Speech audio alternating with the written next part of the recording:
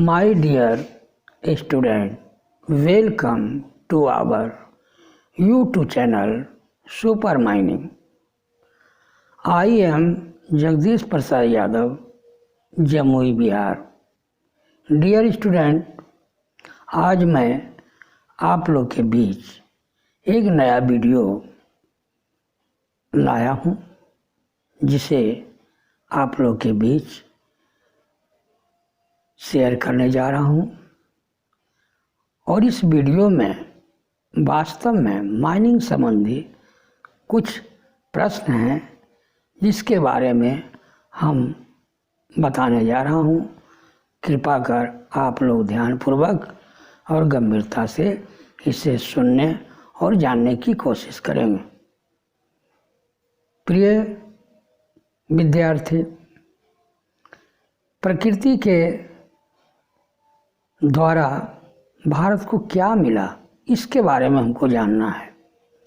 पहला, कम राख वाला कोयला का बहुत कम मात्रा मिला।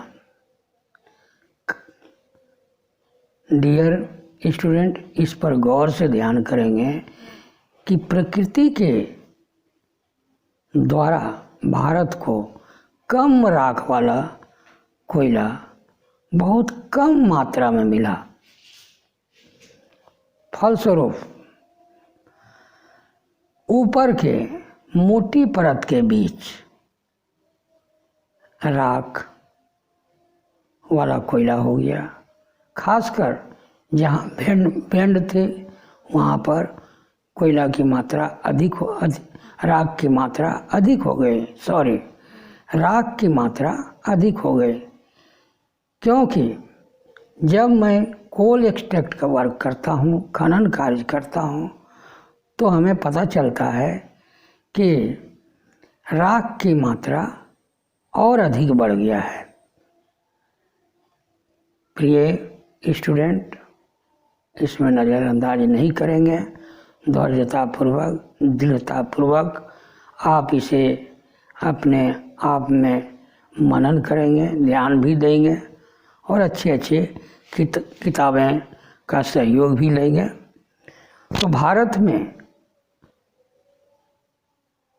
86.7% नॉन कोकिंग कोल पाया गया और 12.3% कोकिंग कोल पाया गया है।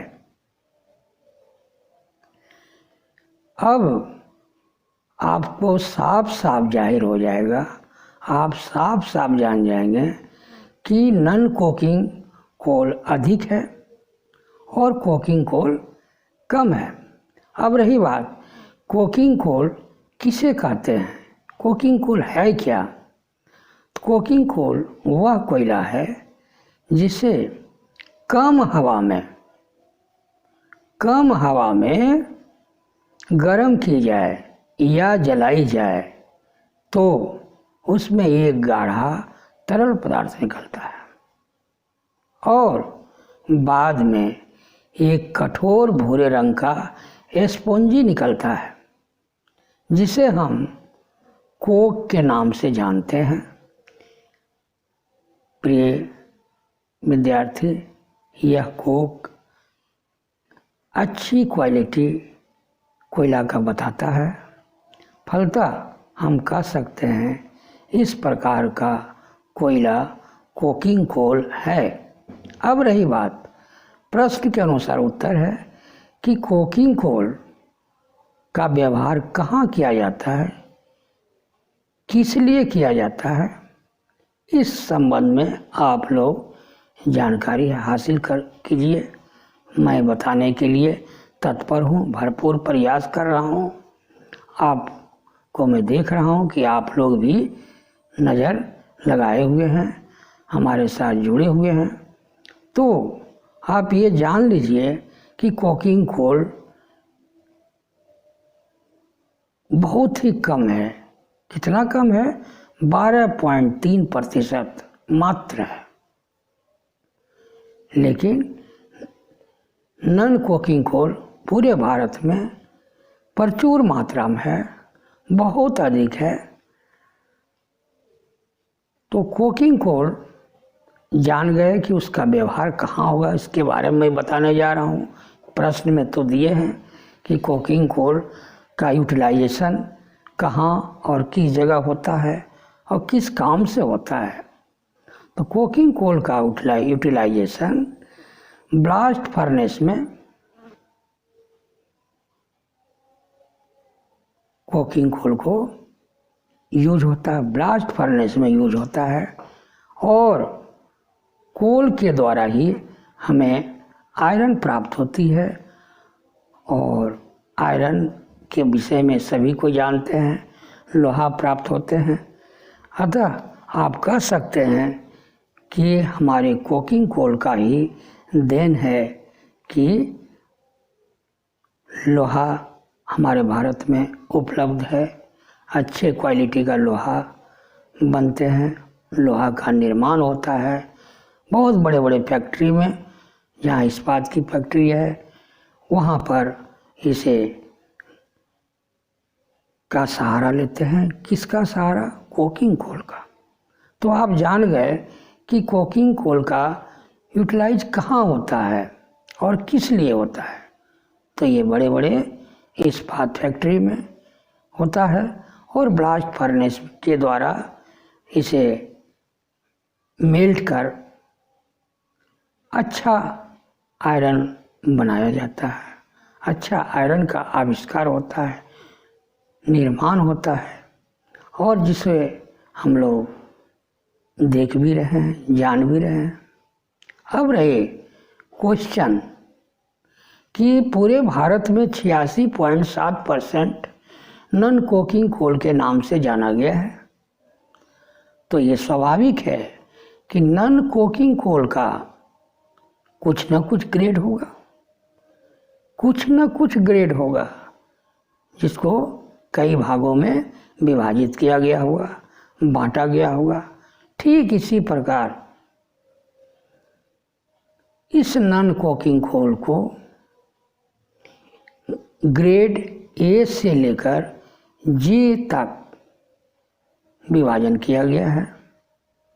खासकर इसका विभाजन के बाद ये भी दर्शाया गया है कि राख और मॉइस्चर की परसेंटेज अधिक और कम होने की वजह से, जिसमें राख का परसेंटेज और मॉइस्चर का परसेंटेज कम दर्शाया गया हो, वो स्वाभाविक ही ग्रेड ए होगा। उससे कम दर्शाया गया हो तो ग्रेड बी होगा। उससे परसेंटेज कम दर्शाया गया हो तो ग्रेड डी होगा। उससे भी कम ग्रेड ई होगा।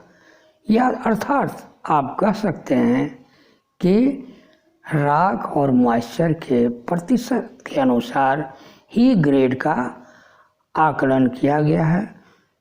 ग्रेड तब बना है, तभी हम grade A, grade B, grade C, grade D, grade E, grade F, grade G को जानते हैं, जान रहे हैं। और व्यवहारिक अनुभव के दौरान हम लोग इसके संबंध में पूर्ण रूप से जानते थे।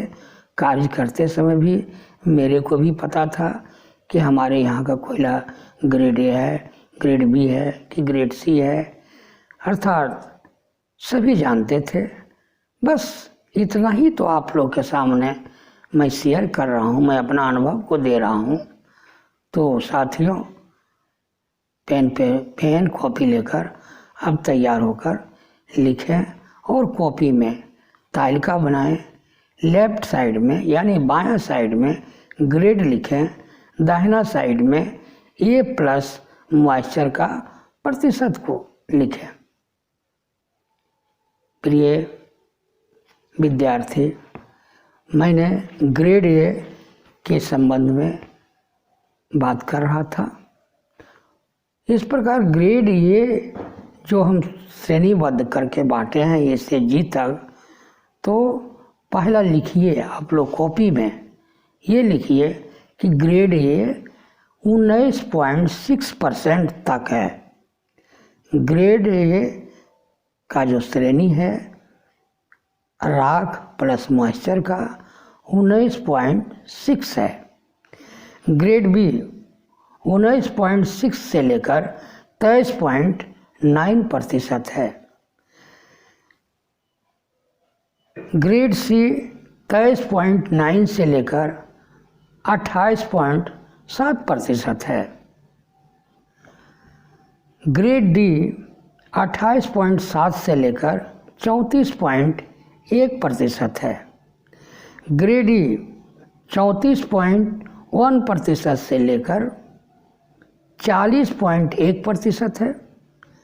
ग्रेड एफ 40.1% से लेकर 47.1% है तथा ग्रेड जी 47.1% से 55.1% है। तो प्रिय विद्यार्थीगण, अभी जो मैं बताया और ज्ञान दिया ये मेरा अपना ही अनुभव था, साथ में ये किताब में भी वर्णित किया गया है, चर्चा की गई है। इसे आप किताब में भी बिना झिझक का आप देख सकते हैं और अगर अच्छा और हो तो उसे लिखने का प्रयास करेंगे, लेकिन तालिका परीक्षा में ज़रूर बनाएंगे ताकि एग्जामिनर को किसी भी प्रकार का दिक्कत ना हो। अब रही बात कि इसी ग्रेड को नॉन कोकिंग कोयला को जो हम ए से जी श्रेणी में विभाजन किया था, इसे अब मैं ये जानना चाहता हूँ कि इसमें यूजफुल हीट वैल्यू क्या होता है। यूजफुल हीट वैल्यू क्या होता है?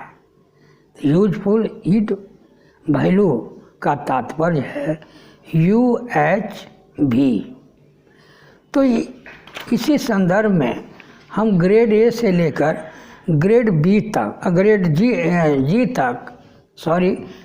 जी तक जिस तरह से नॉन कोकिंग कोल को हमने ए से जी ग्रेड तक डिवीज़न किया, बांटा, विभाजन किया, उसी तरह ग्रेड ए से लेकर जी तक हम लोग जान चुके हैं कि ये राख प्लस मॉइस्चर का प्रतिशत है।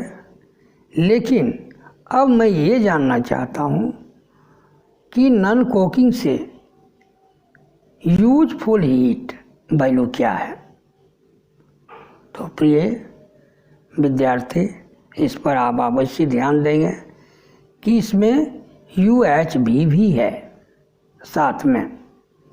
तो ग्रेड ए का value plus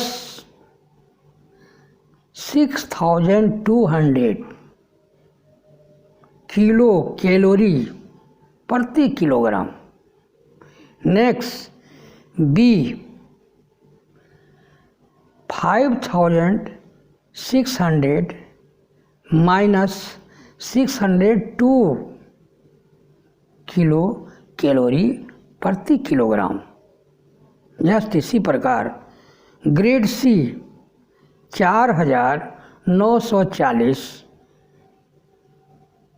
minus 5600। Grade D 4200 minus 4940। E 3360 minus 4200। Grade F 2400 minus 3360। इसी प्रकार जी 1300 माइनस 2400। ये इसका जो यूनिट है आप जान लेंगे कि ये किलो कैलोरी प्रति किलोग्राम है।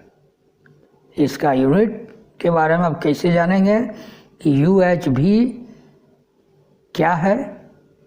UHV का मतलब ही होता है यूजफुल हीट वैल्यू।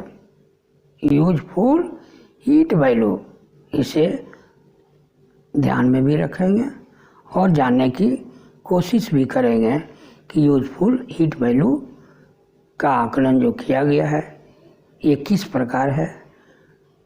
तो प्रिय विद्यार्थीगण, प्रिय शिष्य, आप लोग ये जान चुके हैं कि UHV ग्रेड के साथ रखा गया है। ग्रेड के साथ UHV भी रखा गया है। फलतः हम अनेक श्रेणियों में जो बांटे हैं वो grade A, grade B, grade C, grade D, grade E, grade F, grade G, इस पर ध्यान देंगे। तो साथियों, दोस्तों और मेरे प्यारे विद्यार्थी सभी, आप इसे सुन रहे हैं, समझ रहे हैं, लिख रहे हैं। आप कोशिश करेंगे जानने के लिए वीडियो के माध्यम से कि कोक किसे कहते हैं। अच्छा कोकिंग कोल का यूज कहाँ होता है। नॉन कोकिंग कोल को कितने श्रेणियों में बांटा गया है, विभाजन किया गया है, और साथ में उसका राख और मॉइस्चर का प्रतिशत क्या होता है। अंततः